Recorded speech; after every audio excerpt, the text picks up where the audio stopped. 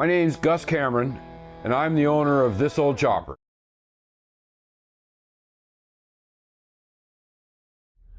What's going on? Hey, so my buddy Sean's working on my brake rod stabilizer, stay, whatever you want to call it, and I'm curious because a couple episodes ago of Grease's Garage, he talked about using the swing arm as a brake stay, stopping your caliper from moving around.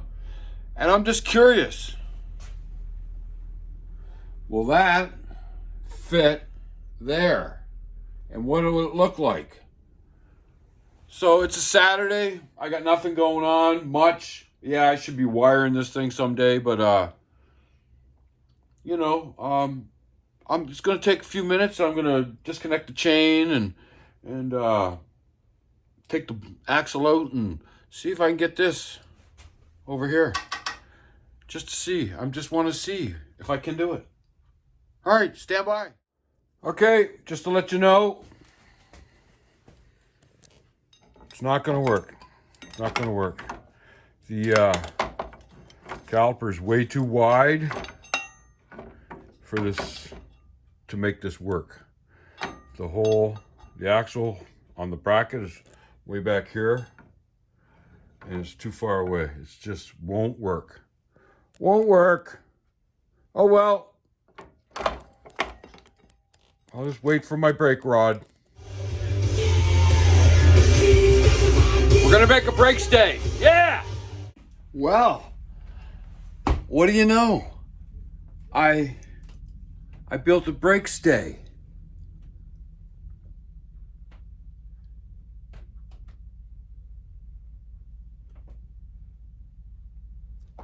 That's perfect.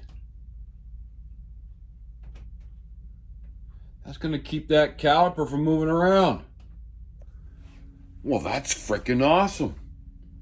Sorry, I was tempting my fate with having a little bit of music going on a minute ago, or 10 minutes ago, I guess.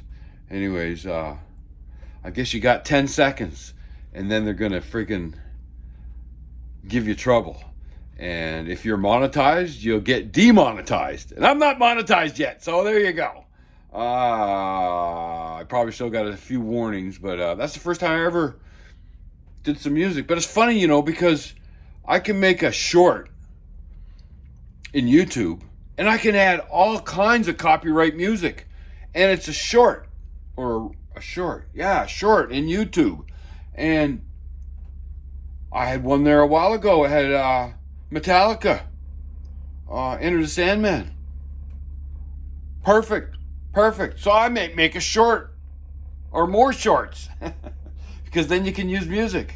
It's funny, you can use it. You can use copyrighted music in shorts.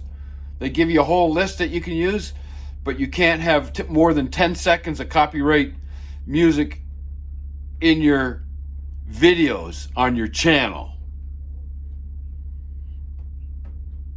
Remember I told you about that learning curve? Yep. It's a thing. Anyways, all right. We'll catch you later. Wow. The old switcheroo.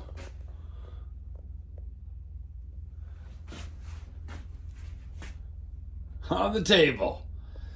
Anyways, I'm still trying to screw around with brakes on the Honda, and my backyard's still all snowy, and I don't want to roll it down the hill and test the back brakes to see if that Sportster master cylinder wants to get along with the Sportster caliper.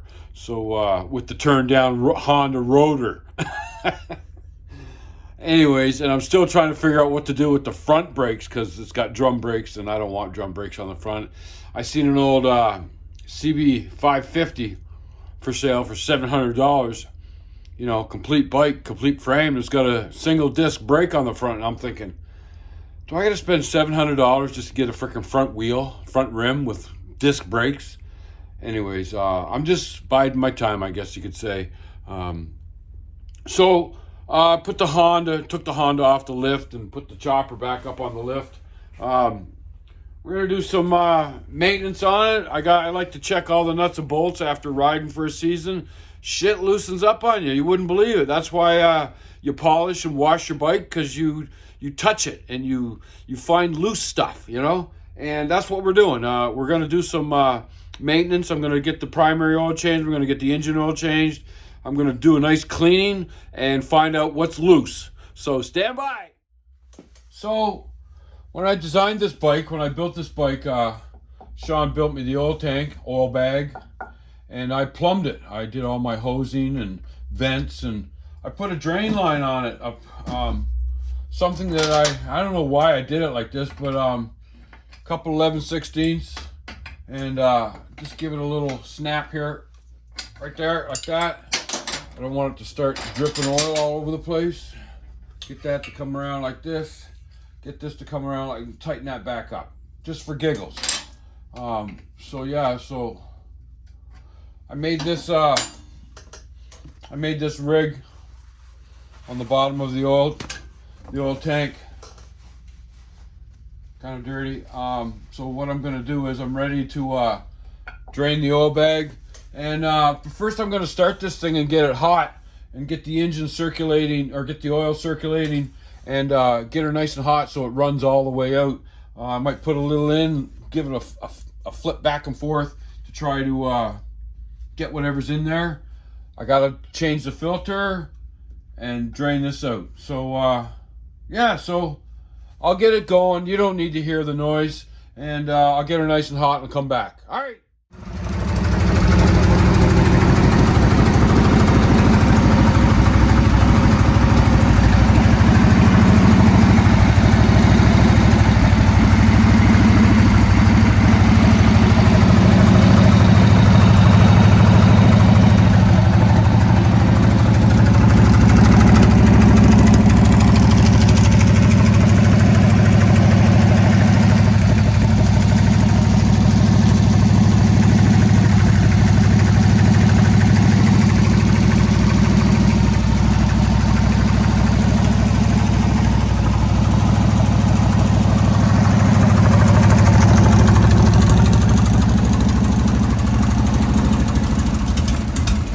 Say she's warm. Got a nice low idle, and that's what I was talking about in my other video. The idle screw. Turn it in, turn it out.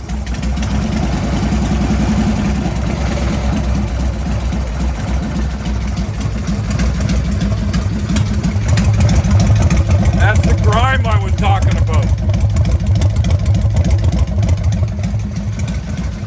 All right, let's get this oil change.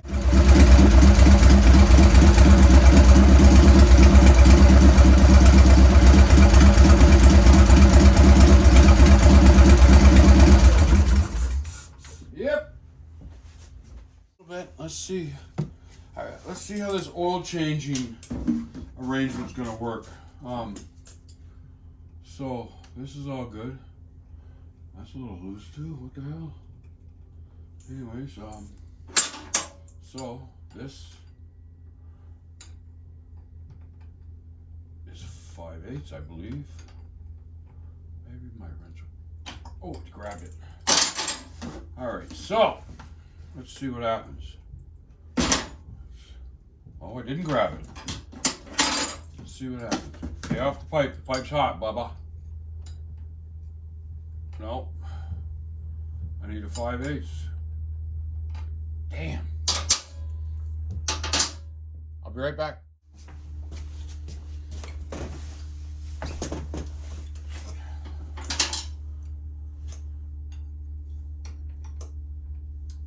All right, let's just make this one higher and just squeeze them.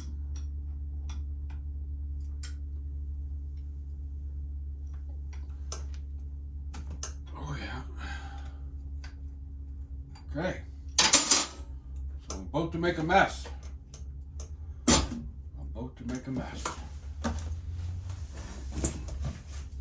Should put another elbow on it. Don't drop the bolt in the jug. There it is. She's draining. Not overly fast. I want to melt the jug.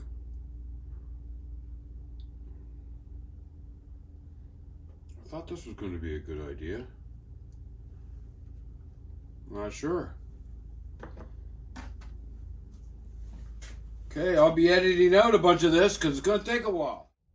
Everybody knows that this is a pain in the ass because you get oil everywhere. So there's people put cardboard in there, plastic in there, stuff it with rags, just do all kinds of stupid stuff or stuff to make it better.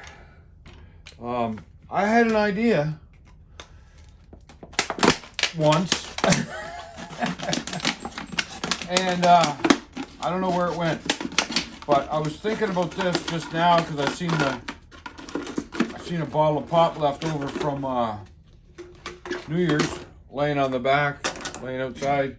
So I was thinking, I wonder if I could make some kind of a thing that I could use. You know, I'm going to cut it out to about here.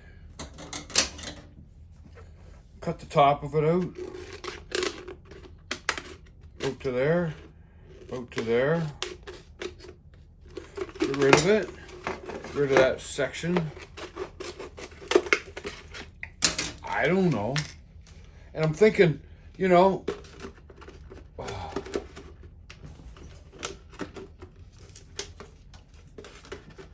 yeah, that would work. I could even put a hole in there and I could run my ratchet through. Or I could just start to loosen it and then maybe cut some more of this off. I don't know. I might be onto something here. I don't know. Let's find out. Okay, so that's unloosened. Okay. What, is it gonna work or what? Put the lid on tight. You're gonna witness this firsthand. Let's see if I make a frickin' mess. Oh, I see oil in the bottle. Am I doing it or what? I don't even know.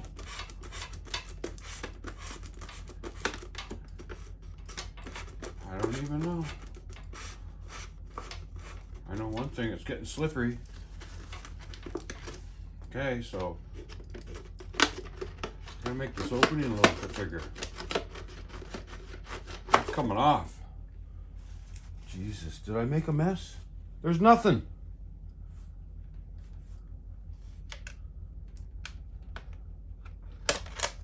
What? A dribble. I got a dribble. Look.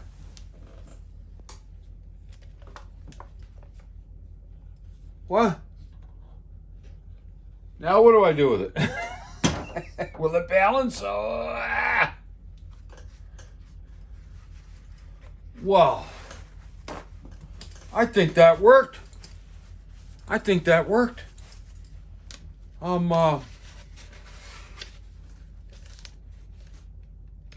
So now, grab the filter, which is very messy, empty it. It's still a shit job. It really, really is messy, taking these off. Let that sit there on that rag.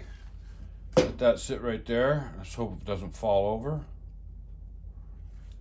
Get another rag. So, yeah, I don't know, maybe. I got minimum mess. That's the whole idea. Because these things, when you start taking them off, drip, drip, drip, drip, drip, it's all over the table, all over the wiring, all over the engine mounts, and just shitty. Anyways, all right. So, on to the next adventure. All right. Hey, all right, here we go. It's not a long process, but day 2. Anyways, you see I got the filter on. The oil's changed. I haven't put any oil in it yet, but I put all my oil in at the same time. So what I'm going to do now is I want to inspect the chain. I want to set the clutch again. I'll do that through here. This is where the chain is at.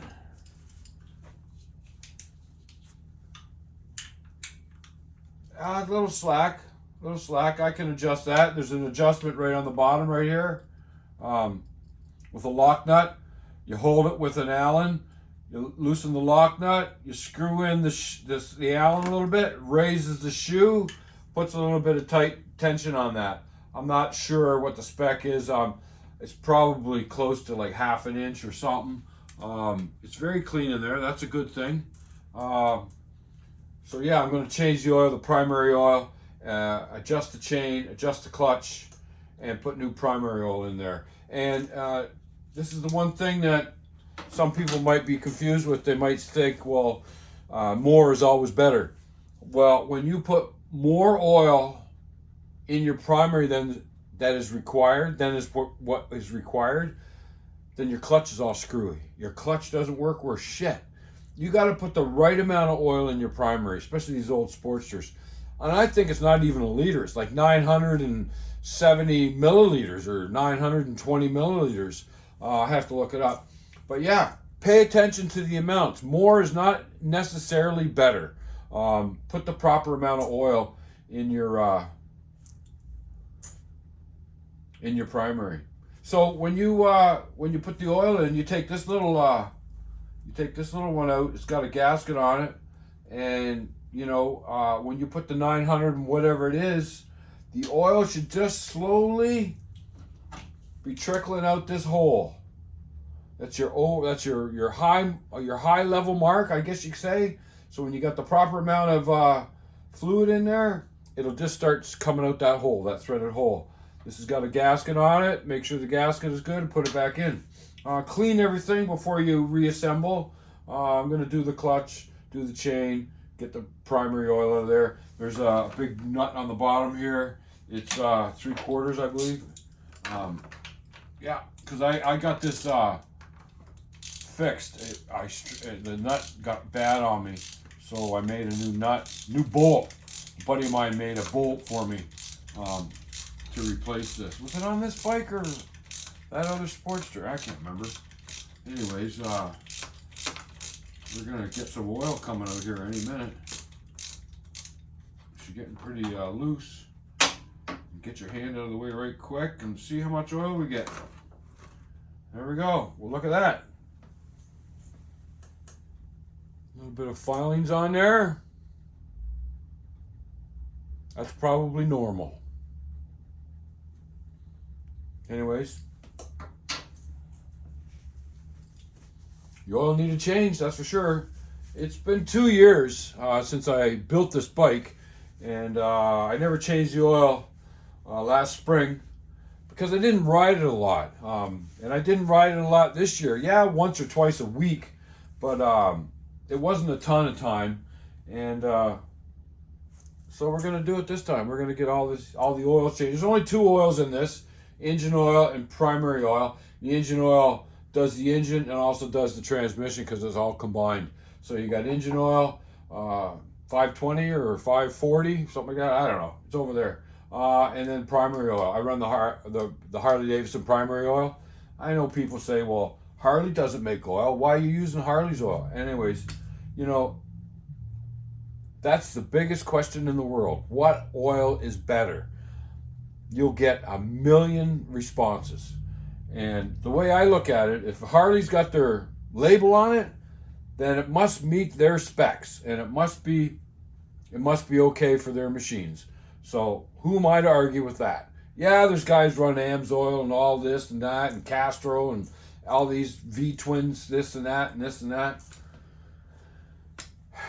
Well, that's good. I'm glad. I'm just going to continue doing what I'm doing. All right. I'm sure there'll be some comments on the oil. Anyways, sometimes I'll put a little oil in there and let it run through, and that way I got the last of it. So anyways, I'll stop it here. We'll do some more stuff, and we'll check you later. All right.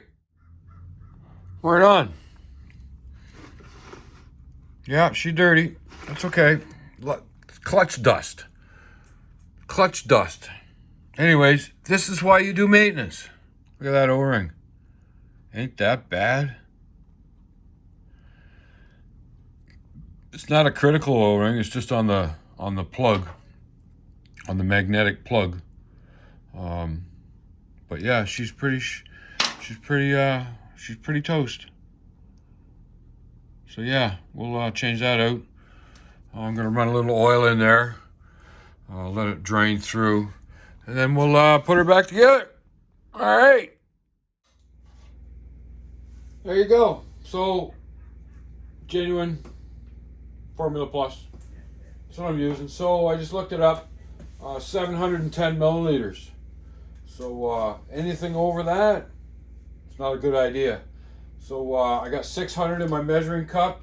So I just got to put the plug in. I put a new O-ring.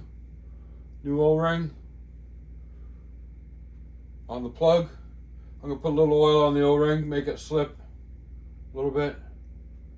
I don't think that's a bad idea. And let's find the hole. Okay, we got the hole. There it is. We got the hole. So yeah, so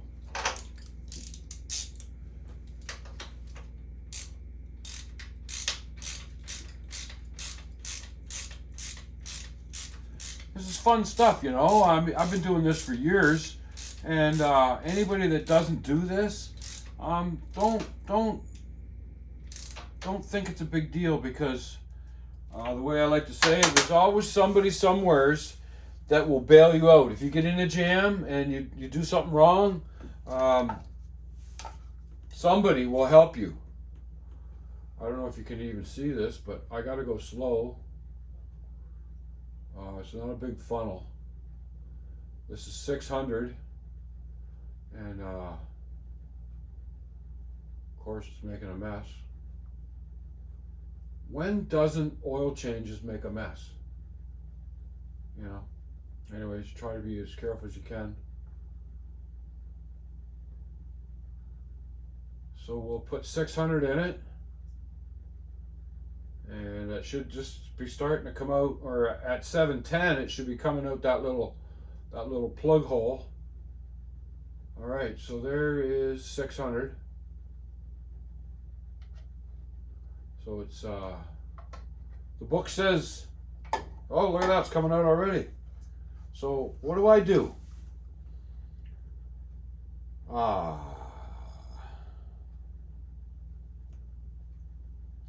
don't know. So there you go. So now what? It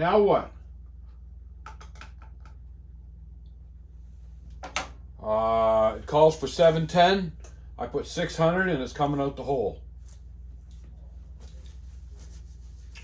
So do I put the other 110 in it, or do I just leave it alone because it's coming out the hole? That's a good question. Anyways, let's put the plug in. We don't want to lose all what we got in there.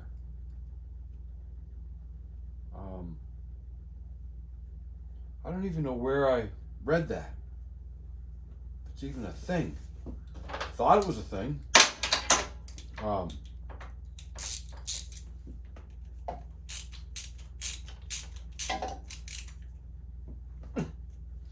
So that's that. So there's 600 in it. Do I put another 110 in it, or I leave it alone? I don't know.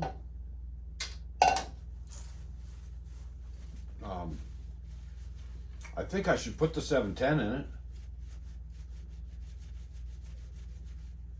Maybe I'll leave it at the 600, and when we get some weather, go for a drive, see how the clutch is working, see how everything is performing, and if it's not up to snuff, then I'll put the other 110 in it. I've never run into this before. It's kind of weird. Maybe that'll be the title of the video. You want people to watch your video, so you got to think of creative titles. Primary oil, Sportster, out the drain hole, or the proper amount. All right. Well, how do you know? What do you know?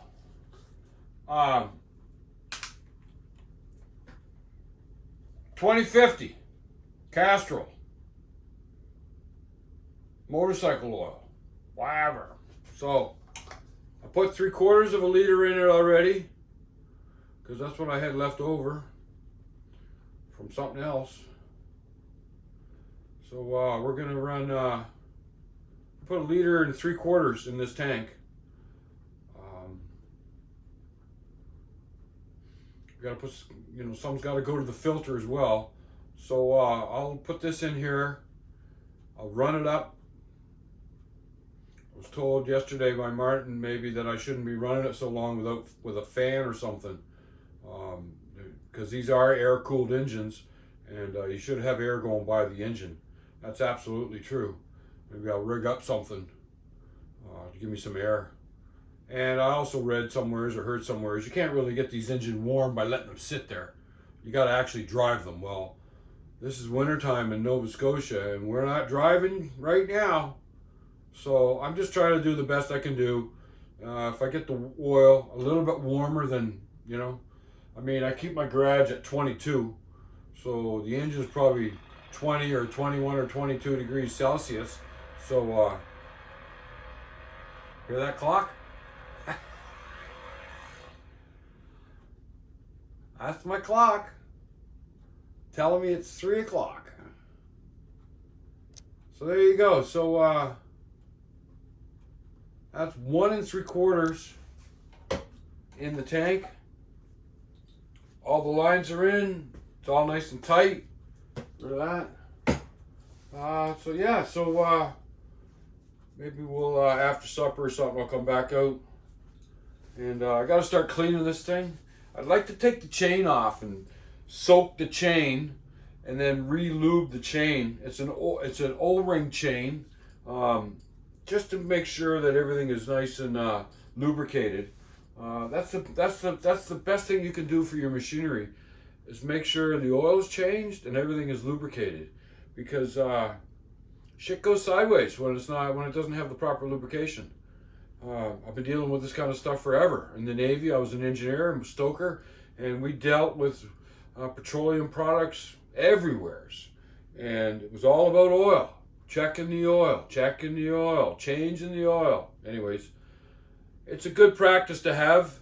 And if you don't do it, maybe you should. Maybe you should think about it, get it done, or do it yourself. Anyways, like I said earlier, there's always somebody that will help you. And I've said it before, YouTube is your best friend. You can Google, you can YouTube a question, and you'll get the answer. You'll probably get a lot of answers, but you got to weed out the crap and take the good stuff. Anyways, so yeah, so that's it. We'll get this out of here, and it's gonna make a mess. I can see it. Oil changes, friggin' messy, friggin' operations. Alright, so where's my plug? So my plug. Yep. This is the vent for the tank. You probably can't see it. It's just it comes off the. Actually, it's not the vent of the tank. It's the vent of the engine. So the whole oil system is vented, and it's vented higher than the tank, so you don't get no splashing around. All right. See what we do next time. I don't know. All right. So I got some information. This is the bolt. This is the overflow primary oil bolt. When oil seeps out that, it's got enough fluid in it. I watched Doc Harley talk about the cover, take the cover off, and the fluid should be, just at the bottom of the clutch. But guess what? That cover doesn't come off. So that's what that's for. And I'll show you in the book, in the manual, where it says that.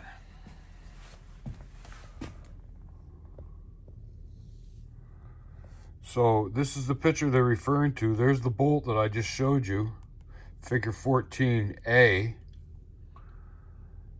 So remove oil level plug from bottom of the cover, A, figure 14. Oil should seep from the plug hole. If not, remove the cover and fill till it seeps. So there you go. And yes, I said something incorrectly a few minutes ago. I said the engine oil and the transmission oil are the same. It's not. It's the primary oil and the transmission oil are the same. Engine oil is by itself. So primary and transmission go together. Engine goes together. Sorry for my mistake. Hey, what's going on? So, day 3.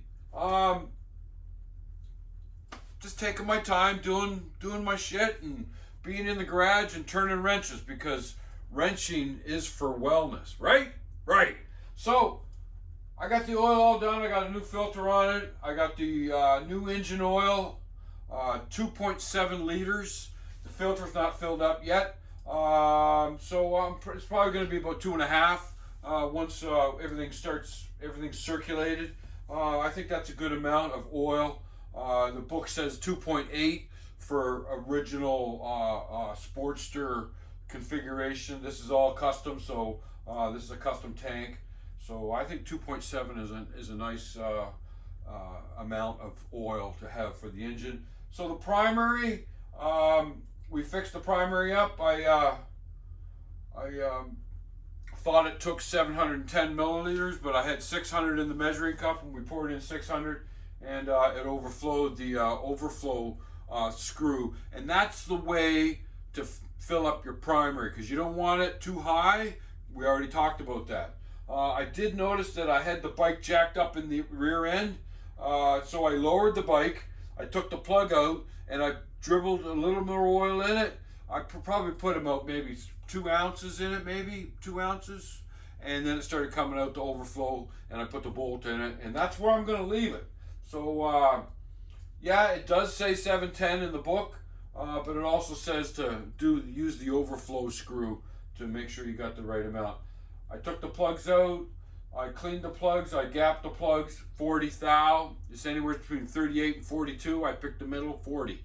So they're all gapped, they're back in there with their little washers, and the indexed, they're facing the combustion chamber, which is on this side.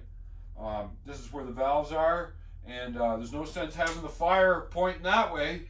The fire should point this way. There's my clock again, 10 o'clock.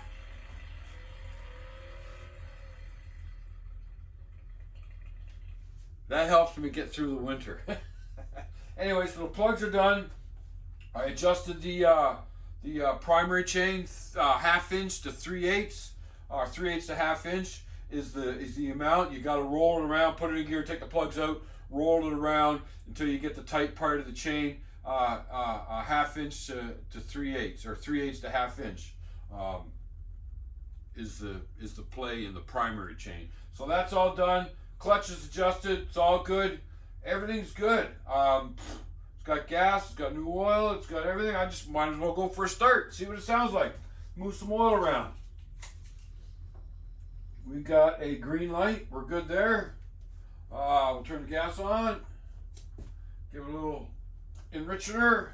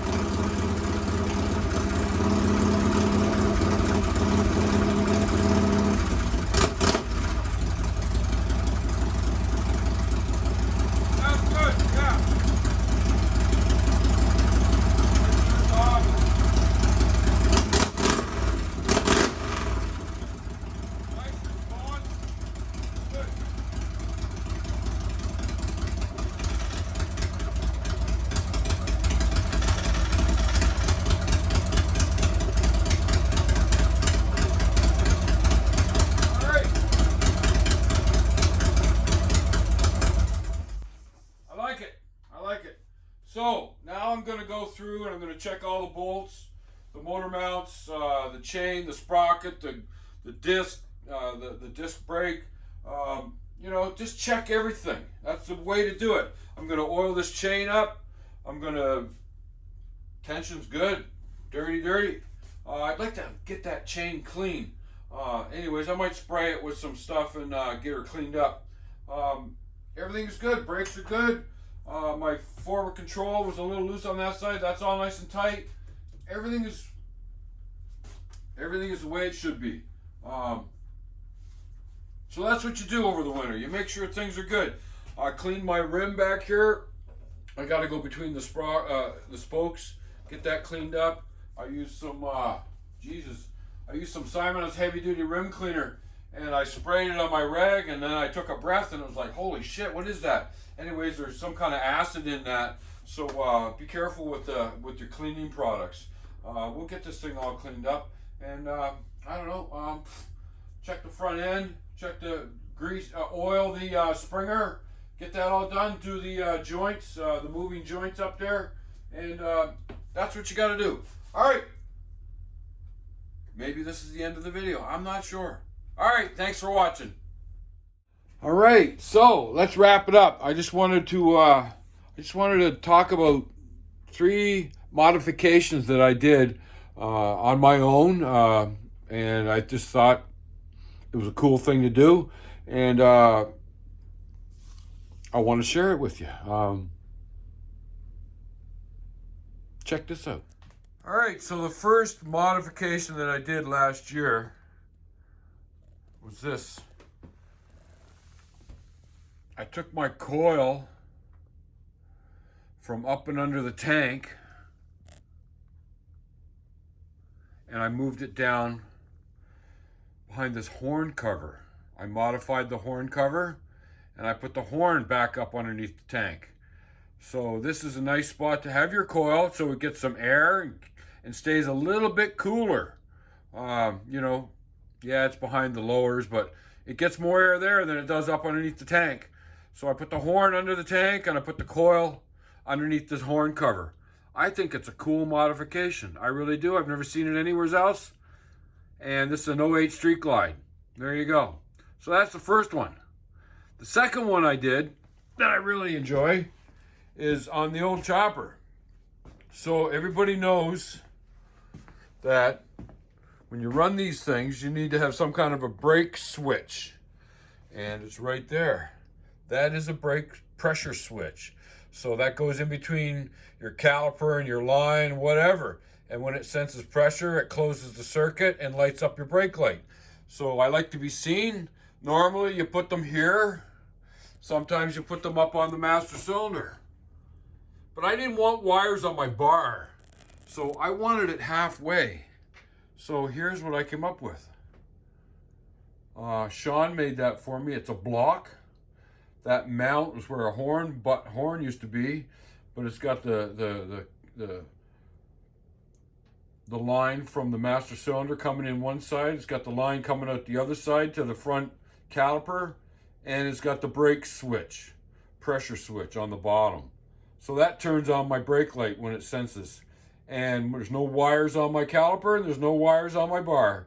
This is a one of, and Sean made it for me at S&S Customs. My second cool modification was over here, and it has to do with Sportsters, and it's cutting down your cam cover. So you can see the cam cover has been cut down. It's very small. It shows more of the underneath of the engine. It doesn't look like that bulky old crazy Sportster cam cover. It's been cut down just below the bolts and all the way to the back. And also I adjusted and modified the chain, the gear chain cover. And I think that's the coolest modification you could ever do to a Sportster. It's really changes the look of the right side of the Sportster engine, and I love it. So there you go. 3 modifications that I really like, and they came out of this thing up here, and I think it's awesome. I really truly like those 3 ideas. And yeah, there's probably more ideas here and there. I can show you number 4. You won't see this anywhere else, and you might even see it on Sean's new gas tanks that he's making, and it's the fuel level indicator.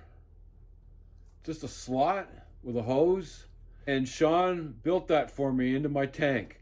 So that shows the level of fuel. Sometimes they put them on the side, but you got to bend around and look at the side to see how much fuel you got. But right here, you can see exactly how much fuel you got. So is there level in it? Oh yeah, it's near the bottom. Yeah, you can see that. So there you go. All right, so we'll wrap it up. Thanks for watching. Don't forget to like and subscribe. Tell your friends. Share it on your Facebook. We're wrenching for wellness, and we're just trying to move forward and keep going. All right, thanks a lot.